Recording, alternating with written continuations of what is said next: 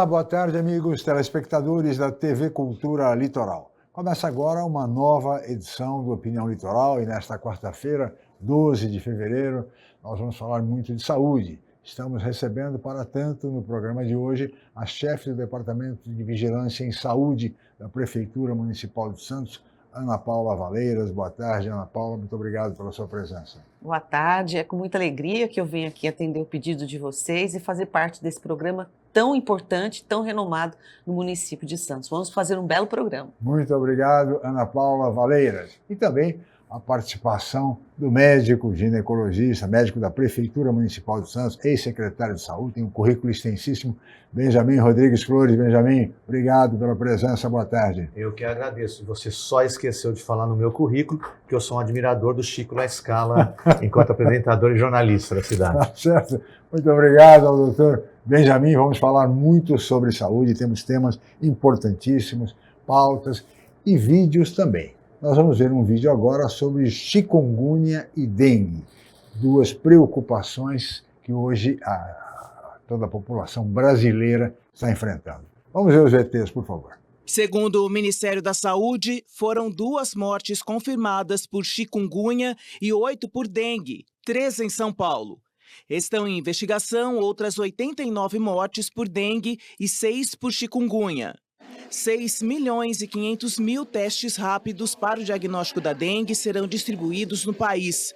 O Ministério alerta que, aos primeiros sintomas, a pessoa deve buscar a unidade de saúde mais próxima. Febre alta persistente, dor de cabeça, no corpo, atrás dos olhos, fraqueza e manchas vermelhas são sinais de alerta. Muito bem, aí está o VT. E eu gostaria de começar, Ana Paula, para que você nos desse um panorama da situação em Santos, especificamente com relação a chikungunya e dengue. Nós temos aí em Santos uma situação, até o momento, vamos dizer, confortável em relação a todos os municípios do estado de São Paulo, principalmente do interior, que estão tendo bastante casos. Santos já teve várias epidemias, nós já acompanhamos em 2010, 2013, e o ano passado tivemos mais de 5.000 casos. Porém, até o momento, nós estamos com 35 casos confirmados de dengue e 1 caso de chikungunya. A dengue aqui em Santos, ela tem durante o ano todo, não temos um período tão sazonal como a gente falava que em janeiro explodiam os casos. Historicamente, aqui em Santos, nós temos a permanência dessa doença nos meses de março, abril, maio e junho. É quando a gente tem um aumento dos números de casos aqui em Santos. Mas não é por isso que nós temos que baixar a guarda. Nós continuamos fazendo todas as ações para que a gente não tenha um aumento tão grande quanto está acontecendo no interior do estado. É preocupante o que está acontecendo. Claro. Nós somos uma cidade turística, nós temos grande aglomeração, né? As pessoas vêm para cá. Nós temos um porto que também nos preocupa bastante, essa relação porto-cidade.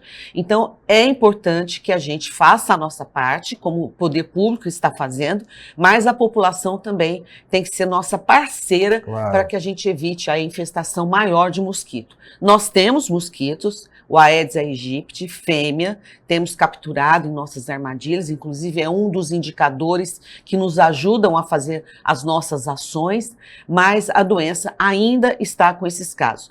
Justamente porque nós temos histórico de epidemias do tipo de dengue, tanto tipo 1 e 2, nós já tivemos grandes epidemias. Sim. E a maioria da população, exceto as crianças, não tiveram contato com o tipo 1 e 2. O que está nos preocupando agora é o tipo 3, que ainda não temos encontrado aqui na nossa região, nem na Baixada Santista, muito menos em Santos. Mas, se esse vírus tipo 3 adentrar a Baixada Santista, aí sim nós podemos ter um alerta aí muito mais intenso, porque a maioria da população ainda não teve contato com o vírus 3. E a dengue é assim, existem 4 tipos, 1, 2, 3 e 4. 1 e 2 nós já tivemos várias epidemias. A 3, nós estamos vendo se vai adentrar ou não o nosso município, a nossa baixada. E cada vez que eu tenho dengue de um tipo de vírus, por exemplo, se eu tive o tipo 1, eu nunca mais vou ter de novo dengue tipo 1. Se eu tipo a tipo 2, eu nunca mais vou ter a 2. Então, é importante lembrar, a 3, a grande maioria da população ainda não teve, por isso que nós estamos muito preocupados caso adentre o município de Santos. Muito bem, todo cuidado é pouco e a participação da comunidade, não, doutor Benjamin, é fundamental num processo como esse. Eu ia começar por aí. Eu ia começar, Chico, dizendo assim que a dengue me fez desacreditar na humanidade. Eu sou um cara otimista, eu estava em pânico com a Ana quando ela falava ainda. Ainda não tem, vai ter, ainda não. O ainda me mata. Por que eu desacreditei na humanidade? Porque nós estamos há mais ou menos 30 anos vivenciando o vírus circulando no nosso país. Ele começa, historicamente, pelo Rio de Janeiro e pela cidade de Santos. Na época, Santos, que estava vivendo um boom da saúde pública, montando os equipamentos de saúde, tinha uma vigilância que estava afiada. Há uma mudança política e a vigilância foi destruída naquele momento. Hoje é um outro momento essa vigilância. E neste momento de fragilidade, o mosquito que havia sido erradicado entrou. Nós temos um porto, nós temos circulação de carros e lentamente esse mosquito vai migrando para o interior do Brasil. Tanto que nos primeiros anos da epidemia, era o litoral que tinha a epidemia de dengue, o interior estava tranquilo. Hoje não. Hoje a bomba relógio percorre o Brasil inteiro. Por que eu falo que eu desacreditei da humanidade? Porque, senhores, o mosquito, o Aedes aegypti, essa máquina terrível que transmite dengue, chikungunya, febre amarela, zika, que ele é uma arma perfeita, ele é peridomiciliar. Ele mora perto da minha casa, ele mora na minha calha entupida, ele mora no meu vasinho de planta que acumula água, que eu tenho ainda aquele maldito pratinho, ele mora naquele vaso de flores que você com o coração puro deixa no cemitério acumulando água, ele mora no porto, ele mora na nossa região. Se a gente trabalhasse direito, a Ana Paula teria férias. A Ana Paula está se preparando para a próxima epidemia. Por que ela fala? É inevitável, né? É inevitável, não. Poderia ser evitável. Não ser, claro. E nós temos hoje duas ferramentas. A conscientização. Por que a virada aqui é em março? E aí, Chico, é da tua época, as águas de março fechando o verão. Os mosquitos estouram, proliferam com chuva. Calor e chuva. Calor nós já temos, falta chuva, que graças a Deus atrasou um pouco este ano. Mas em março ela vem. Em março e abril, nós temos epidemia de dengue. Por que eu falo que é evitável? Porque se a gente tomar vergonha na cara e olhar a nossa casa, nós diminuímos a nossa chance. E se a gente, governo, discutir seriamente a vacina da dengue, a gente vai acabar com o nosso emprego. Nesse aspecto, Benjamin, muito bem lembrado, porque a imprensa registra, Ana Paula, que a cobertura vacinal em Santos, de modo geral no Brasil, mas em Santos especificamente, contra a dengue, a faixa etária de 10 a 14 anos, dos adolescentes, ainda é muito baixa. Muito. O que fazer? De que maneira, Ana Paula, a prefeitura, o seu departamento pretende convencer o pai, o avô, enfim, o cidadão, para que leve o seu filho adolescente de 10 a 14 anos para ser vacinado? Esse desafio é importantíssimo e nós estamos realmente muito preocupados. Para vocês terem ideia, nós temos em torno de 22 mil crianças de 10 a 14 anos a serem vacinadas. Aqui em Santos, para a primeira dose, foi um pouco mais de 7 mil crianças que tomaram a primeira dose. E a segunda dose, porque são duas doses, não adianta tomar uma dose só, a segunda dose, apenas em torno de 3 mil crianças voltaram para tomar a segunda dose. Ou seja, um terço já tomou a primeira dose. Isso. Os 22 mil, desse universo de 10 a 14 anos. E desses que tomaram, não voltaram a tomar a segunda dose. O período em 2 meses? 3 meses. 3 meses. Então, a primeira dose... Isso. Então, o que nós estamos... Desculpa, há alguma contraindicação? Não há nenhuma contraindicação. É uma bem os pais, uma vacina nenhuma, segura. Não cresce rabo, não vai virar jacaré. Não vai virar nada, nada. O que é importante a gente frisar aqui é que é uma vacina segura, é uma vacina nova, sim, mas o Ministério, ele teve o cuidado de fazer as recomendações, as normas técnicas, e hoje a gente não tem nenhum caso de uma reação adversa séria.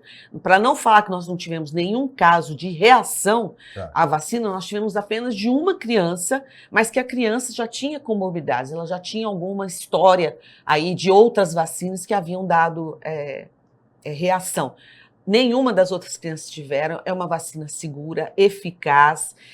Infelizmente, são 2 doses. O Butantan já está providenciando, né, uma outra vacina, que provavelmente para o ano que vem vai ser uma dose só. Isso facilita a cobertura vacinal. Claro. Agora, o que nós estamos fazendo é a sua pergunta. Além de estarmos sempre fazendo as orientações, nós começamos a fazer uma busca ativa dessas crianças nas casas, nos domicílios e orientando também dentro das escolas a fazer, na associação dos pais e mestres, conversando com os professores, a fazer uma conscientização dos pais da importância. Vacinação nas escolas, não. Este é um grande desafio, porque nós já fazemos todas as vacinas nas escolas de Santos, as municipais. Nós temos o programa Saúde na Escola e nós vamos com uma equipe já agendada para fazer a vacinação.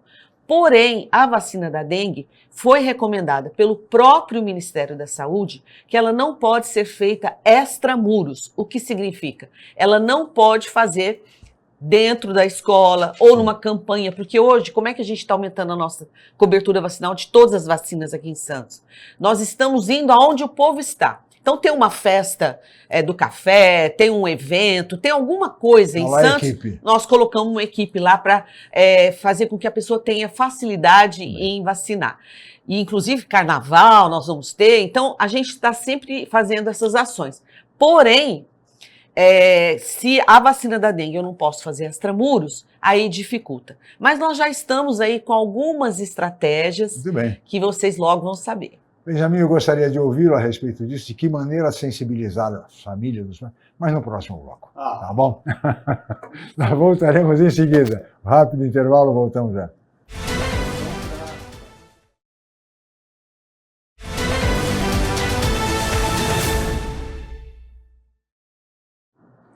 Muito bem, estamos de volta com a opinião desta quarta-feira, 12 de fevereiro, e hoje recebendo com muito prazer a chefe do Departamento de Vigilância em Saúde da Prefeitura Municipal de Santos, Ana Paula Valeiras, e o médico Benjamin Rodrigues Flores, que é médico da Prefeitura, ex-secretário municipal de saúde, com muita experiência na área de saúde pública. Eu deixei uma pergunta no bloco anterior, gostaria que o Benjamin respondesse agora. Como, doutor Benjamin, sensibilizar os pais e familiares para que levem seus filhos para tomar vacina? Chico, eu podia falar que é a pergunta de $1 milhão, mas eu acho que é o seguinte, qual é o problema que a vacina ocorreu? Houve uma perda da credibilidade. Nós vivemos alguns anos atrás um problema político-cultural em que ousaram falar mal da vacina. Eu tenho um mestre meu, Fábio Mesquita, que hoje é o secretário adjunto de saúde do Guarujá, que ele me ensinou uma coisa, Chico, que é verdade. Existem 2 coisas que mudaram a sobrevida da nossa espécie. Foi vacina e esgoto. Com vacina, as pessoas, as crianças viveram mais. O esgoto, a gente não morreu de diarreia. A gente puxa a sardinha que o terceiro é assistência ao parto, mas não é o assunto de hoje. Então a primeira coisa é falar, falar, falar. Eu falando, tem algum peso? A Ana, peso maior. Você já explode. Mas eu queria fazer um convite. Eu queria convidar especificamente o meu prefeito da cidade de Santos, que eu acho um cara fantástico, Rogério Santos. Hoje de manhã eu acordei, estava o Rogério dando uma entrevista para uma outra televisão e falava de surf, aparece ele surfando. Antes de dormir, eu olhei o Caio Amado. E o Caio Amado também é um cara que gosta muito de rede social. Prefeitos, vamos para a rede social. Vocês são influenciadores dessas cidades. Vocês são gestores dessa cidade. Se a gente não convencer o poder público que tem que ir para a massa, tem que ir para a mídia e falar, vamos vacinar. Se você não vacinar teu filho, você está dando um risco para essa criança inocente muito grande. O meu filho, em 9 dias, vai fazer 10 anos. Eu estou contando os minutos. Sei também que essa vacina não vai proteger ele para este ano, porque a vacina tem um delta T. É uma dose, 2 meses depois outra dose, depois tem um período em que você faz o efeito. Vai proteger para o ano que vem, mas ele tem que estar vacinado. Claro. Eu tenho uma experiência, Chico, que eu acho fantástica, que me enche de orgulho, Ana. Eu fui secretário do Guarujá e lá nós tivemos uma epidemia de meningite. População na rua pedindo vacina, não tinha vacina, era meningite C, orientação. E eles começaram a pedir a vacina do HPV, que é contra o vírus que dá câncer de colo do útero. Essa vacina era caríssima, só particular. Lutamos, fomos para Brasília, movimentação, hoje ela faz parte do calendário vacinal. As pessoas não tomam. Esse é outro aspecto que é o problema do preconceito, inclusive, né? Porque as pessoas não querem tomar HPV porque acham que isso estimularia a iniciação precoce da vida sexual das meninas. Nós tivemos um problema com a vacina do HPV quando ela foi iniciada no Brasil. Algumas crianças, inclusive de uma cidade aqui ao lado, teve um surto lá, passou mal, não se sentiu bem, mas depois foi comprovado que não tinha nada a ver com a vacina, porque essa vacina, quando é dada na adolescência, a gente sabe que tem alguns cuidados que nós precisamos ter. Porque é uma idade também difícil de lidar.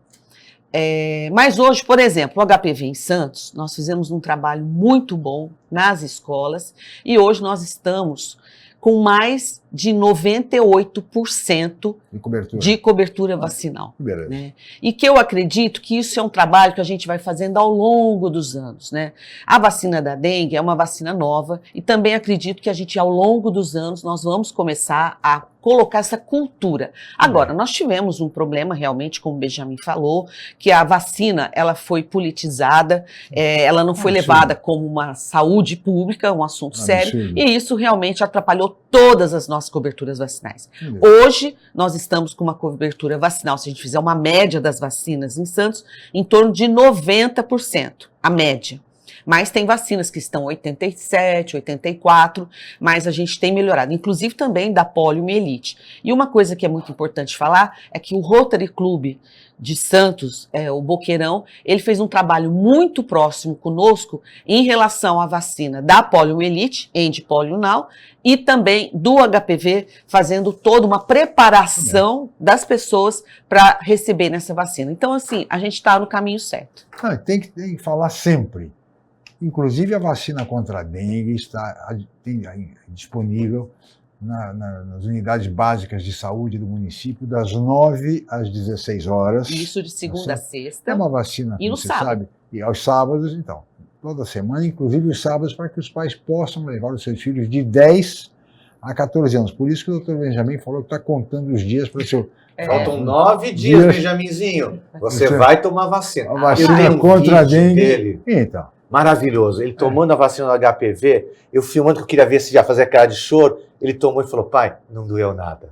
Que lindo. Agora falta da dengue. Agora 9 dias. Isso é a conscientização que o pai passa para o filho, né? É muito importante esse papel. Não custa nada levar, por favor, seus filhos, seus netos, nas policlínicas, nas unidades básicas de saúde, das 9 às 16, inclusive aos sábados, para tomar essa vacina contra a dengue. É a primeira vacina, daqui a 3 meses, toma a segunda dose e fica protegido. E, entre elas, pode tomar HPV, né? Pode tomar, não tem problema nenhum. Não tem problema nenhum. HPV também não é A gente já aproveita e já dá todas as vacinas que estão faltando. O que precisar ali. Já está. Atualizamos. Eu acho que tem uma história aqui que a Ana colocou, que eu acho que a gente podia chamar um pouco a atenção, que quando ela vai na vacinação nas escolas, são as escolas públicas, acredito que só as da prefeitura. Eu acho que uma questão que os mantenedores das escolas particulares se organizarem para que seja feito esse serviço lá. Tem essa possibilidade? Tem essa possibilidade. Inclusive, eles pedem muito para que a gente veja a carteira vacinal das crianças. Claro. Então, a gente está sempre em contato. Mas nós podemos vacinar aonde o pessoal quiser, nós estaremos lá. Nós não perdemos a oportunidade de vacinar nunca. Muito bem. Vou pedir a licença de vocês, nós vamos para mais um rápido intervalo. Voltaremos em seguida com a opinião. Aproveitando.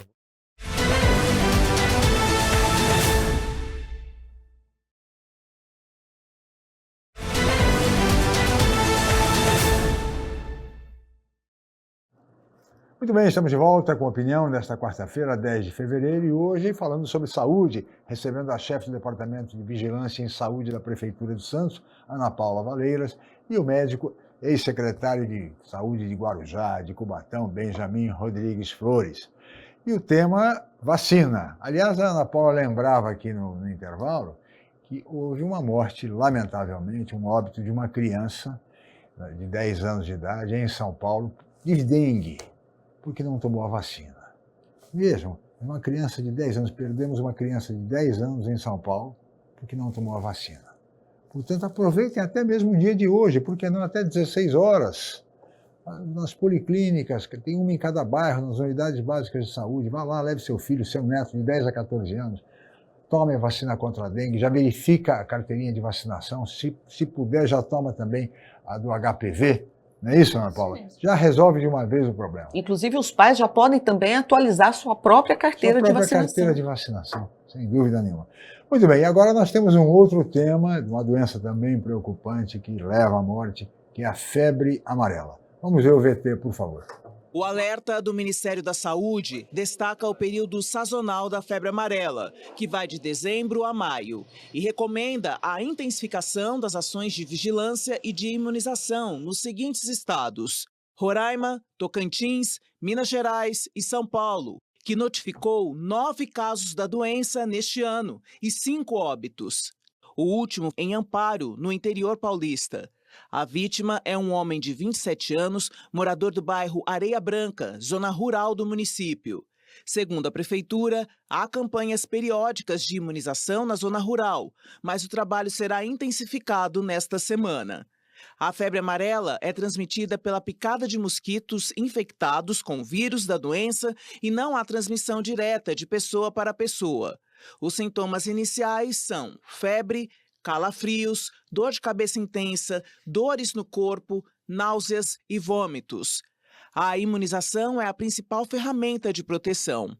O Ministério da Saúde informa que o estoque de vacinas contra a febre amarela está regular e só neste ano já foram enviadas mais de 3 milhões de doses. Muito bem, aí está o VT e a pergunta se impõe, Ana Paula. A situação em Santos com relação à febre amarela. Nós não temos nenhum caso de febre amarela, mesmo porque essa febre amarela que está dando é a febre amarela rural. Então, nós não temos, mas nós temos o vetor, que é o mosquito Aedes aegypti, que é o mesmo que transmite, É o mesmo, né? É o mesmo que transmite. Então, é muito preocupante essa doença. Então, aqui na Baixada, no nosso município, nós não temos a febre amarela. Porém, nós temos a vacina. E essa vacina é de uma alta eficácia e as pessoas precisam tomar a vacina. Que são as crianças de 9 meses, aos 4 anos possuem um reforço, então as crianças menores de 5 anos precisam ter 2 doses da vacina contra a febre amarela. Depois de 5 a 59 anos, é apenas uma dose para a vida toda. Então, isso é importante a gente frisar. Você toma a vacina e nunca mais você vai ter chance. A não ser aquelas pessoas que tomaram a dose fracionada em 2018, quando houve uma grande campanha no Brasil, que a dose ela era menor, justamente por conta de ter faltas de vacinas, mas a eficácia naquele momento era boa.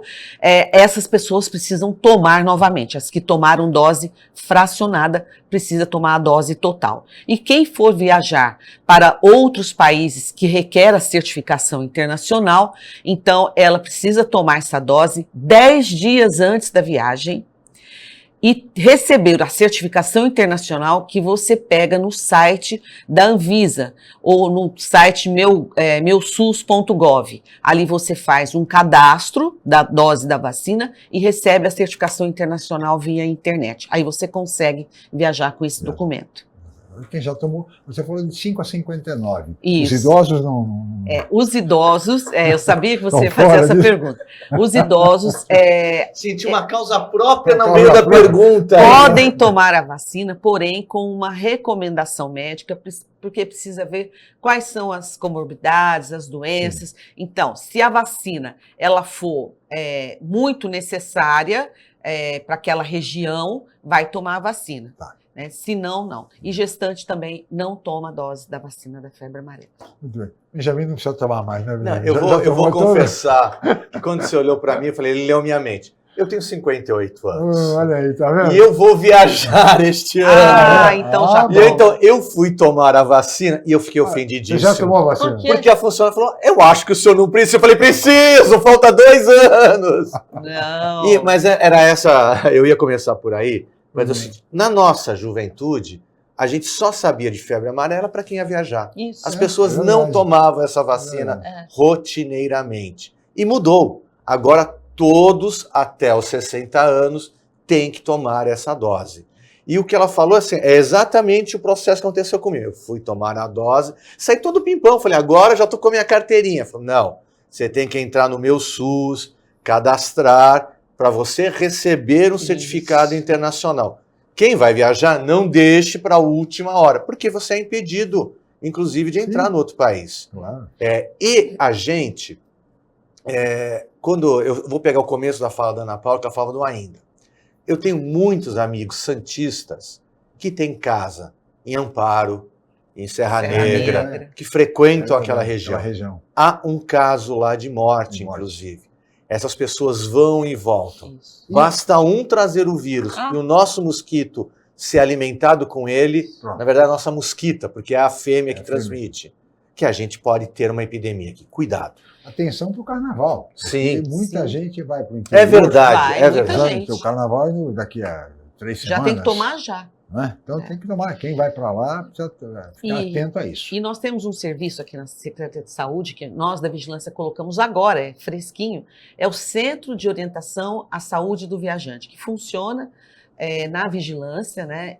Nós temos lá um profissional que, caso você tenha alguma dúvida em relação à vacina da febre amarela ou de qualquer outra vacina, caso você for viajar, né, para algum país, nós fazemos todas as recomendações durante, pós a viagem também, fazemos toda a recomendação, ensinamos, né, a gente tem muitas pessoas que ainda têm muita dificuldade com o computador. Nós também, eu aqui, já vou usar o sistema. Então, nós ensinamos a como entrar no computador para pegar o seu certificado, a gente faz uma orientação junto, em tempo real. Então, a gente tem esse trabalho que é bastante importante a gente divulgar. Afinal, temos 25% da nossa população formada por idosos. E que viajam muito. Viajam muito, portanto, 100 mil santistas já estão na melhor idade, né, Benjamin? É verdade. Falta pouco para mim. Agora, Benjamin, falando em idosos, eu queria ouvi-lo a respeito do seguinte: estamos enfrentando um verão, pelo menos um período de causticante, um verão, como se dizia no passado, um verão senegalesco, calor em Santos, senegalesco. Pergunto a você, diante desse verão, desse calor, como é que os idosos e as crianças, as famílias devem proceder no sentido de evitar doenças, evitar, por exemplo, casos de desidratação, sobretudo em relação aos idosos? Eu vou começar mostrando de fato. Muito bem. Meus amigos, a gente está vivendo, como o Chico falou, um verão intenso.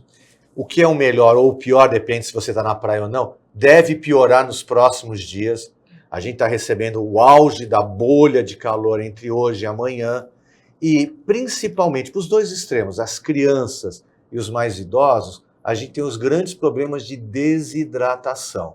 E isso não basta apenas a água, é uma água qualificada, ou um Gatorade, um hidratante que tenha sódio, um pouquinho de açúcar, e que faz com que a gente não se desidrate. Às vezes, no idoso, a desidratação é subreptícia. Ele esquece de beber água, descompensa. Eu, recentemente, tive um amigo meu que me infartou com este calor há 2 dias atrás. Então, os cardíacos, tomem muito e muito cuidado.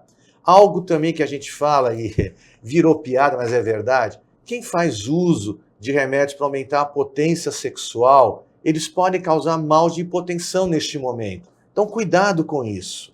E desde que a gente é gente, a mamãe já falou, olha, use uma roupa ventilada, mas principalmente se hidrate.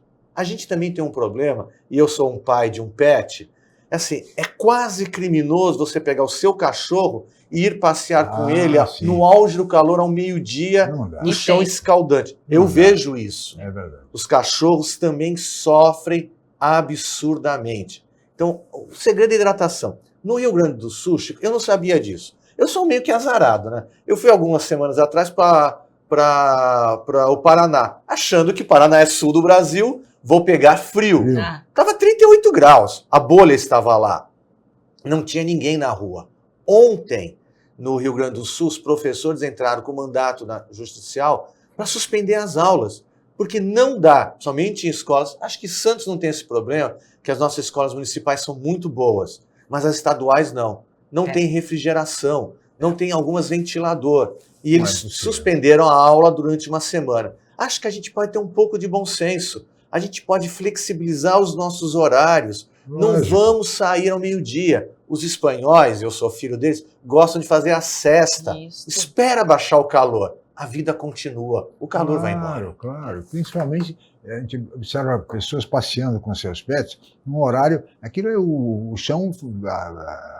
machuca, inclusive, as no patas. Asfalto quente. Ou seja, precisa tomar cuidado. Deixa para sair 6 horas da tarde, 6 e pouco, já melhorou. Né? Usar roupas leves, né? Deixar o ambiente bem arejado, né? Fazer com que aquele ambiente fique o melhor. E ele falou do idoso, o idoso realmente não gosta de beber água. E muitas mulheres falam, e o Benjamin sabe disso, que elas não gostam de beber água, senão elas vão urinar muito. Sim, e aí elas têm dificuldade para andar, então elas não querem...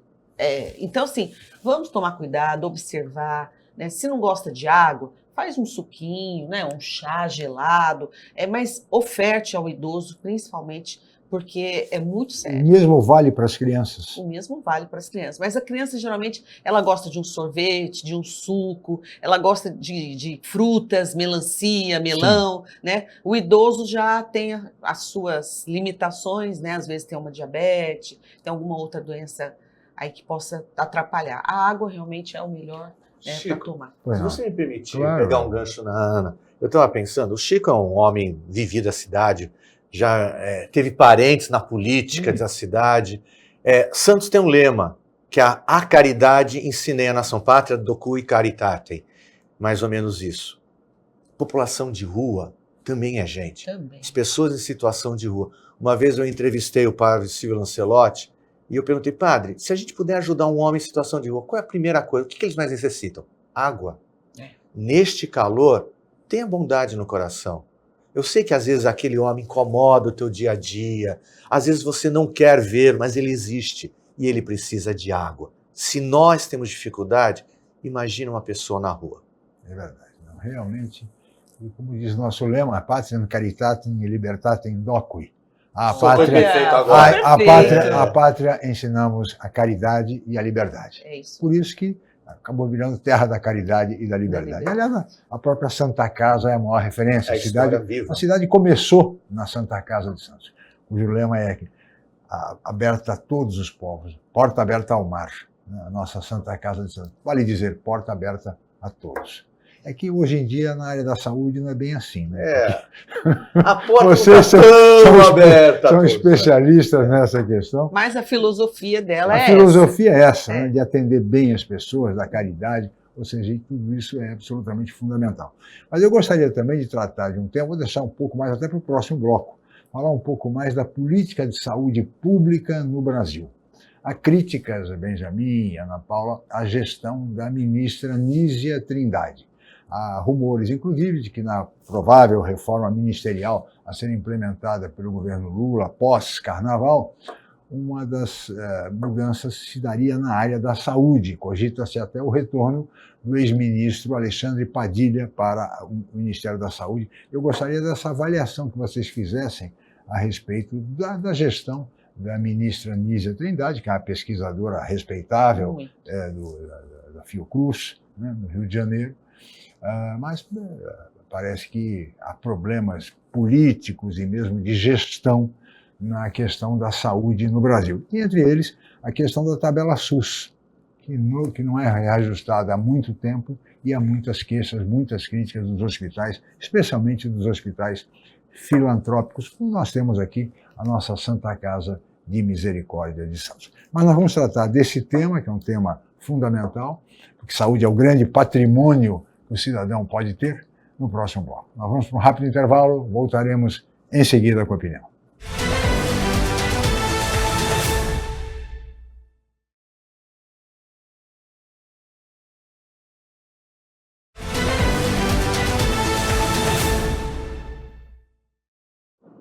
Muito bem, estamos de volta com a opinião desta quarta-feira, 12 de fevereiro, e hoje recebendo com muito prazer a Ana Paula Valeiras, que é chefe do Departamento de Vigilância em Saúde da Prefeitura Municipal de Santos, e o médico Benjamin Rodrigues Flores, ex-secretário de Saúde de Guarujá e de Cubatão. Começar por você, Benjamin, você com a tua experiência no serviço público, é médico da Prefeitura de Santos, inclusive, eu queria que você falasse um pouco a respeito da gestão da saúde. Discute-se muito o que falta em saúde, recursos, gestão, ambos. Como é que você vê a gestão da ministra Nízia Trindade? Eu vou começar tentando fazer uma miscelânea. Eu sou discípulo de Davi Capistrano, que talvez tenha sido o maior sanitarista da segunda metade do século passado aqui em Santos. Como prefeito, pessoas não gostam dele. Como referência em saúde pública, ele é ímpar. E por que ele foi tão bom secretário de saúde? Porque ele teve criatividade. É ele que transforma os postos de saúde em policlínicas. É ele que implanta o PSF. Quando a gente tem uma ministra, Nízia, e que assim, eu faço uma aposta com qualquer um dos nossos telespectadores, ninguém sabe, ninguém é o rosto dela. A gente não viu ela implementando nenhuma grande novo programa, de enfrentando os problemas. É no governo dela, na administração dela, que o dengue teve a pior epidemia. É na administração dela em que a vacina da dengue do Butantan está emperrada na Anvisa. A gente precisa de uma ministra, um secretário de Estado ou um secretário municipal que tenha amor à saúde. Eu usar a palavra tesão, porque é bem forte mesmo. Não precisa ser médico? Não, não precisa. Não precisa ser enfermeiro? Não. Dentista? Não. Nós temos, casualmente, neste momento, ela que é pesquisadora e o nosso secretário em Santos, que são advogados. É claro que um médico, um profissional de saúde, tem um outro olhar. Mas eu quero citar um, que é sempre um argumento que me derrubam, que é o ex-ministro José Serra, um economista. Mas quando ele foi ministro da Saúde, ele trouxe ar novo. Inclusive, se a gente pode brincar até com o pulmão, é ele que proíbe o cigarro no Brasil inteiro. É ele que cria a lei dos genéricos. O programa de AIDS e Saúde da Família estouram, crescem com eles. A Nízia Trindade pode ser uma excelente pesquisadora, mas o Ministério está apático. A gente não vê nenhuma grande campanha de dengue, de AIDS, de nenhuma das grandes endemias. De vacinação, de um modo geral. Porque que era o que a gente esperava. Na televisão o tempo inteiro, hoje não se vê mais. A gente esperava que a gente viesse com tudo, vamos retomar a vacina. O que acontece em Santos na retomada não aconteceu no resto do país. Muitas cidades patinam. Por isso, eu não torço, mas acho que ela deve deixar de ser ministra. Tudo indica que ela vai deixar o cargo, vamos ver. De qualquer maneira, porque há também muitas críticas políticas, eu nem vou entrar nesse mérito, mas apenas por informações de que o Ministério da Saúde está dominado pelo PSOL, partido político do Rio de Janeiro. Então são técnicos do Rio de Janeiro, do PSOL, que estariam nos principais postos do Ministério da Saúde. Isso cria muitos problemas, principalmente com a área de saúde no estado de São Paulo. E sempre teve uma referência, sempre foi uma referência, né? Sempre fomos referência e ainda somos referência. Claro. O que o Benjamin falou é muito importante, né? Interessante mesmo, porque nós precisamos de políticas públicas novas ou então que renasçam as políticas que nós já tínhamos, tão fortes como, por exemplo, da AIDS, né? Precisamos da tuberculose, precisamos fazer coisas novas, né? E é isso que a população espera. Eu acredito que também, sem dúvida nenhuma, é indiscutível a pesquisadora que a Nízia Trindade e ela já deu muitas coisas boas para o país. Sim. Porém, existe uma equipe, ninguém faz gestão sozinho. Claro, né? Claro. Então também precisamos ver a equipe com que está ali, o que está fazendo, porque não é só o gestor que vai conseguir grandes feitos. Mas realmente nós precisamos de uma liderança que seja mais avante, que seja mais de peso, né, que tenha mais amor, como o Benjamin falou, proativa. mais proativa, né, talvez é sair isso do gabinete. Agora precisamos ver, né, das ruas, não é só a Anísia Trindade que é o Ministério, né? Claro, tem as outras áreas. Ela apenas representa. Ela representa, então ela precisa representar bem. Não tem aparecer mais, porque realmente ela pouco concede entrevista, pouco se vê. Nós quase não temos visto. Então, e outros ministros da saúde, ex-ministros, sempre estiveram muito presentes, levando informações, não é fazendo política não, levando informações para a população. Quando o Benjamin falou do ministro Serra, né, eu me lembro muito bem, foi farmácia popular, foi a implantação do programa Agentes Comunitários de Saúde, foi saúde da família, foi o antitabaco, foi o álcool para menores de 18 anos, a proibição. Foi logo que eu comecei aqui na prefeitura. Não, foi uma referência sem dúvida, até eu já sei o Davi Capistrano, que aliás, Davi Capistrano fazia parte da equipe do Serra. Ele assoprava. Depois o Serra batia pro gol, tá feito. Assim, a equipe. Infelizmente faleceu. Mas, enfim. Agora, senhores, um outro tema que é um dos gargalos do setor é a questão das especialidades. Principalmente, Benjamin, Ana, a questão dos exames. O cidadão é bem atendido na unidade básica de saúde. Isso. Tem lá o médico profissional, o médico solicita os exames, ele sai dali, ele vai para o Ambesp, que é um ambulatório de especialidade, e aí a coisa não anda. Meses e meses, Ana Paula, para que o cidadão consiga fazer um exame. Uma vez tive conhecimento de uma pessoa para fazer uma endoscopia, Benjamin, 6 meses, sabe? Se a pessoa está com um problema mais sério, não vai resistir a esse período. Afinal, de que maneira superar esse gargalo nessa linha intermediária? O atual gestor ele está bastante preocupado e tem traçado estratégias junto com o pessoal dos Ambesps e também da regulação para que isso seja solucionado o mais rápido possível, né? Tem consciência de que é um obstáculo e que precisa ser vencido.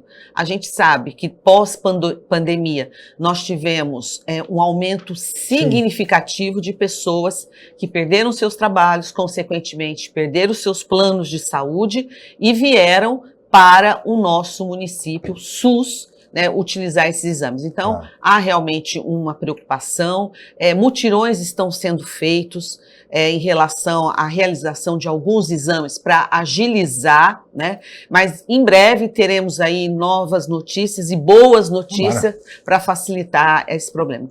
Nós não estamos de olhos fechados, vendados a esse problema e isso está sendo discutido. O nosso gestor chegou agora há pouco mais de um mês e meio, e ele é uma das frentes de trabalho que ele está preocupado e já está prioridade, e ele já está atuando nisso. Muito bem. Benjamin, esse é um problema sério. Imagino você como profissional, um médico, quer dizer, o drama que o médico vive como um ser humano, como profissional, quando um paciente não consegue fazer um exame fundamental. Deixa eu te falar, eu tô careca de pensar tanto nisso. E eu tenho um olhar um pouco diferente do que a Ana Paula colocou. E eu acho que a gente só consegue resolver este problema se a gente mudar o enfoque. Uma vez eu ouvi, em relação à Cracolândia, assim, deu errado todas as tentativas. Se eu repetir as tentativas, vai dar errado. Já deu errado. Sim. Então vamos mudar um pouco o enfoque. O que aconteceu no mundo, no Brasil e em Santos pós-pandemia? As pessoas se confrontaram com medo da morte muito grande. Eu, você, quem teve a doença, sabe o que estou falando. 80% das pessoas que eu atendo hoje, na unidade básica de saúde, seja de Santos ou São Vicente, não tem absolutamente nada. Elas vão com a seguinte fala: vim fazer os meus exames de rotina. Quero tudo o que eu tenho direito. E eu tenho uma dificuldade de dizer o seguinte: olha, o teu direito é ter saúde. O direito do médico é decidir qual é o exame que você precisa. Se a gente fizer um balaio só de gatos nessa fila, a gente não vai resolver esse problema. Porque todo mundo quer fazer os exames. Os exames são necessários em períodos. Por exemplo, eu sou um ginecologista. Não tenho necessidade de fazer um preventivo por rotina em menor de 18 anos. Ou em senhoras com mais de 65 anos, sem vida sexual. Tenho que falar isso para ela, mesmo que não seja do gosto dela. A doença tem um caminhar diferente. Mamografia, em alguns momentos, eu não faço. Faço a partir dos 40 ou 45 anos, há uma discussão. Se der normal, faço a cada 2 anos. Eu, todos os dias, falo para pessoas, olha, seu exame tem menos de 1 ano, não tem necessidade. Então, este sobrecarga, junto com a sobrecarga das pessoas que migraram de volta para o SUS, enlouqueceu os gestores. Se eu não separar filas, eu não vou resolver o problema. Uma coisa é a endoscopia da pessoa que está necessitando, que tem sintomas, que tem um câncer, e outra é aquela que quer fazer uma colonoscopia porque a Preta Gil descobriu que tem um câncer. Filas diferentes. Acho que o gestor tem que olhar um pouco isso. Do nosso lado, enquanto população, a gente tem que pensar seriamente. Eu não quero que você não vá na unidade de saúde, eu quero que você vá. Mas vá para ouvir também. Como profissional de saúde, tem que ouvir, tem que entender, mas ele tem que ter uma terceira coisa, que eu chamo de retribuição. Eu estou construindo um projeto que eu vou apresentar para a minha chefia, dizer o seguinte, olha, eu vou coletar o preventivo, eu vou aproveitar e vou explicar para aquela usuária para que serve, quando ela tem que fazer, o que significa aquilo, dar a informação para que ela se torne dona do seu corpo e não apenas se torne necessária de um exame. 90% dos exames de imagem que a rede básica de saúde faz, graças a Deus, dão normais. Muito bem, uma visão interessante, Dr. Benjamin Rodrigues Flores, a respeito dessa questão, que é uma questão seríssima, principalmente para aquelas pessoas que estão sofrendo e que precisam de um exame rapidamente para ter um melhor atendimento e muitas vezes não tem. E eu acho muito interessante a cultura, né, popular. E até mesmo na minha família, família de amigos, se vai ao médico e o médico não pede uma série de exames e uma série de medicamentos, pô, esse médico não é bom. Não é bom, é verdade. Não é assim? Muito bem, meus caros, nós já estamos aproximando do final do programa. Eu queria rapidamente uma visão de vocês a respeito de um tema que também é muito interessante, a decisão do governo de São Paulo de transferir 5% da verba da educação para o setor de saúde. Essa é a alegação do governador Tarcísio de Freitas, houve uma reação intensa do pessoal da área da educação, etc. e tal, mas a saúde também precisa. É uma boa medida, Benjamin? Cada centavo que vai para a saúde é um centavo desejado e necessitado, mas não da educação. Uma pátria em que as crianças não são bem educadas, não vai ter saúde boa. Saúde e educação. Tira de outro lugar, governador. Ana Paula, como é que você viu essa decisão em razão dessa discussão? Eu talvez não tenha subsídios para fazer essa avaliação tecnicamente. Sim. Mas, como leiga, eu posso dizer que a saúde realmente precisa desse dinheiro. Precisa de recursos. É necessário, né? O Estado ele precisa dar mais dinheiro para a saúde, o município ele entra com muito dinheiro e o Ministério e o Estado precisam realmente fornecer mais. Não sei se sair da educação nesse momento é correto ou não, porque eu não tenho esse subsídio para avaliar. Poderia sair de outra Mas área, né? O que eu posso afirmar é que nós precisamos, para desenvolver os nossos projetos, as nossas políticas, a gente realmente precisa que o Estado nos dê mais. Sem dúvida, porque dos 30% que São Paulo destinava para a educação, quando a obrigação é de 25%, São Paulo já dava 30%. Esses 5% a mais é que foram retirados da educação e transferidos para a área da saúde. Essa é a intenção. Ter tido algum estudo para que isso seja feito. Né? Mas, como diz o Benjamin, poderia tirar de tantas outras áreas. E há uma grande falácia nessa discussão, assim, eu não sei os números exatos, porque eu estou um pouquinho afastado, a saúde de Santos, ela responde do dinheiro público do município com mais de 50% de tudo que gasta. É verdade. Vou dizer que beira 70%. 28% vem do governo federal. O governo do estado não dá nada para a Secretaria de Saúde. Esse dinheiro é para os equipamentos do próprio estado. Sim. Ambesp, Hospital Guilherme Alves. Mas tem cidades, por exemplo, Cubatão, que não tem um equipamento de saúde do estado. Exato. Como é que vai para eles? É verdade. Olha, nós teríamos muito mais a conversar. Vocês sabem, a pauta da saúde é extensíssima, mas temos limitações de tempo e vamos chegando ao final. Queria agradecer muito a participação dos nossos convidados. Ana Paula, muito obrigado. Olha, eu que agradeço, foi um prazer, passou muito rápido esse programa e eu me coloco à disposição para qualquer outro momento que eu possa esclarecer mais alguns assuntos. Muito obrigada. Quando eu digo, viu, Benjamin, quando o programa tem conteúdo, passa rápido, rapaz. Passou? Muito obrigado, Benjamin. Principalmente quando é bem conduzido com uma mão experiente que até citou corretamente o lema em latim da nossa bandeira. Deu um show. Muito obrigado, Benjamin, muito obrigado, Ana Paula, e nossos convidados de hoje, mas agradeço especialmente a você, amigo telespectador, amiga telespectadora, pela audiência qualificada de sempre. Amanhã nós estaremos de volta em mais uma edição. Muito obrigado e até lá.